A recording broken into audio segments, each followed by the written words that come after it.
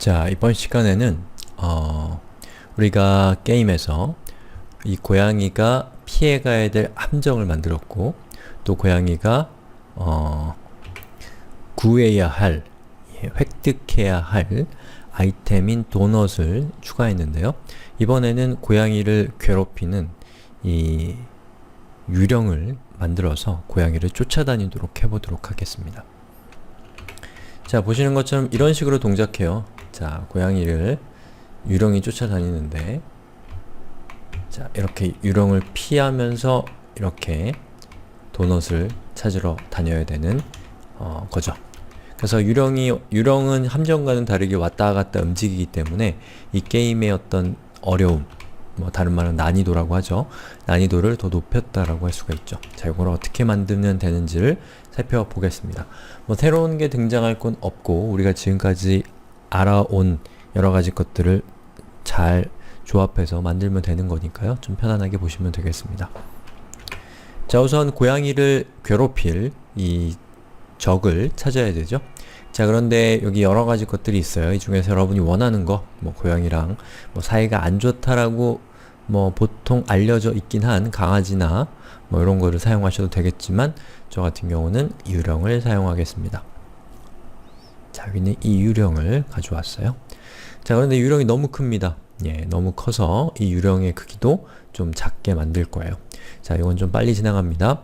자, 클릭했을 때 보다는, 자, 우리가 고양이를 선택하면 이 고양이에서, 자, 고양이의 최초의 위치와 크기를 지정한 다음에 게임 시작 방송하기가 나오잖아요. 자, 이 게임 시작 방송하기가 실행됐을 때, 그때 이 유령도 실행이 되면 좋으니까 여기서 게임 시작을 받았을 때를 여기다 갖다 놓습니다. 그러면 이 고양이의 처음 위치가 잘 지정이 되면 그 다음에 유령이 초기화를 진행을 하겠죠. 자, 그럼 유령이 처음에 어디 있어야 되는지, 그리고 유령이 어떤 크기여야 되는지 이런 것들 우리가 지정을 해야 되는데, 일단 크기부터 봅시다. 자, 여기 크기를 100%로 정하기를, 요거를 50% 정도로 할 수도 있겠죠. 자, 그리고 고양이의 유령의 위치는, 자, 여기 보시는 것처럼 여기 있는 XY망에 이동하기라는 걸 갖다 놓으면 되겠죠. 자, 그리고 고양이는 왼쪽을 보는 게 전 더 좋을 것 같아요. 그러면 이렇게 해서 고양이가 왼쪽을, 야옹이를 보도록 하면 되겠네요. 야옹이. 아니, 야옹이 보는 것보다 그냥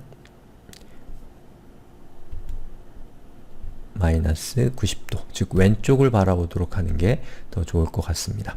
그리고 이 유령이 왔다 갔다 할 때는 이렇게 뒤집히면 안 되기 때문에 자세히 보기에서 이렇게 회전 방식을 좌우 방식으로 바꿔주시면 됩니다. 자, 그럼 여기까지 했습니다. 자, 그런데 이 유령은 이 고양이를 방해하기 위해서 고양이를 따라다닐 수도 있지만, 저는 일단은 고양이가 그냥 똑같은 속도로 왼쪽과 오른쪽을 왔다 갔다 하게 하고 싶어요. 자, 그러면 왔다 갔다 하게 하는 것은 어떻게 하는지는 곧 살펴보고, 먼저 우리가 해야 될 것은 이 유령이 전진하도록 하는 겁니다. 자, 그러면 어떻게 하면 되나요? 자, 여기서 10만큼 움직이기라는 것을 선택하면, 자, 보시는 것처럼 이 유령이 10만큼 움직이고 있는데, 움직이는 방향은 유령이 바라보고 있는 방향, 즉 왼쪽을 보고 있으면 왼쪽으로 전진을 하고요. 자, 여기 있는 요거를 가져와서, 자, 이렇게 해서 오른쪽을 보게 한 다음에 움직이기를 하게 되면 오른쪽으로 전진하게 됩니다. 그래서 여기 있는 얼마만큼 움직이기라고 하는 블럭은 이 캐릭터가 바라보고 있는 방향으로 10만큼 움직인다 라는 뜻이에요. 자, 다시 이전 상태로 돌리겠습니다. 자, 그러면 이 유령이 계속 전진하려면 10만큼 움직이기를 반복적으로 실행을 하면 되겠죠. 자, 여기 있는 무한반복하기를 착 붙입니다. 자, 그리고 제가 한번 더블 클릭해서 실행하면 여기 있는 유령이 끝까지 가서 멈추게 됩니다. 왜냐? 더 이상 갈 데가 없기 때문에. 자, 그러면 어떻게 하면 이 유령이 왔다 갔다 순차를 돌게 할 수 있냐면 벽에 닿으면 유령이 튕기도록 하면 됩니다. 즉 벽에 닿았을 때 유령이 반대 방향을 바라보게 하면 되는데요. 자, 그때 사용하는 명령은, 자, 여기 있는 동작을 한번 보면 동작에 벽에 닿으면 튕기기라고 하는 블럭이 있습니다. 다행이죠? 자, 이걸 여기다가 착 붙이는 순간에 이 유령이 왔다 갔다 하는 걸 볼 수가 있어요. 즉, 신만큼 계속 움직이다가 만약에 유령이 이 벽에 또는 여기에 닿았을 때 유령의 방향을 반대로 돌려주는 역할이 바로 이 벽에 닿으면 튕기기라고 하는 이 블럭이 하는 역할입니다. 자, 그러면 요것을 여기다가 착 붙여주게 되면 어떻게 되나요? 자, 이 게임이 시작했을 때 여기 있는 이 유령은 이렇게 순차를 돌게 되는 것이죠. 자, 그런데 이걸로 끝이 아니라 이 유령과 고양이가 부딪혔을 때 게임이 끝나도록 해야 됩니다. 자, 그렇게 하면 어떻게 하면 될까요? 자, 고양이와 유령이 부딪혔는지를 우리가 관찰해야 되기 때문에 여기 있는 관찰 안에 있는 무엇에 닿았는가를 선택한 다음에 여기에서 야옹이를 선택하면 이 유령과 야옹이가 닿았는가 라고 하는 것이 완성이 되죠.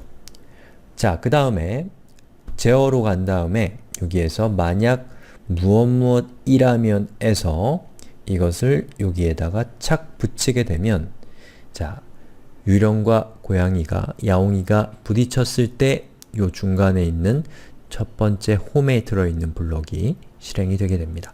자, 그럼 뭘 실행시키면 되냐? 자, 게임이 끝났다라는 것을 우리가 방송하면 되는 거죠. 자, 이벤트로 가서 여기에서 게임 끝 방송하기를 여기다가 착 갖다 놓게 되면 이 고양이와 유령이 닿았을 때 게임 끝이 방송이 되면서 게임이 끝나게 됩니다. 자, 그럼 이것을 어디다가 실행시키면 되나요? 우리가 무한반복을 새로 만들 수도 있겠지만 가급적이면 기존에 있는 무한반복을 사용하는 것이 더 좋겠죠. 그러면 이것은 여기다가 놓으면 됩니다.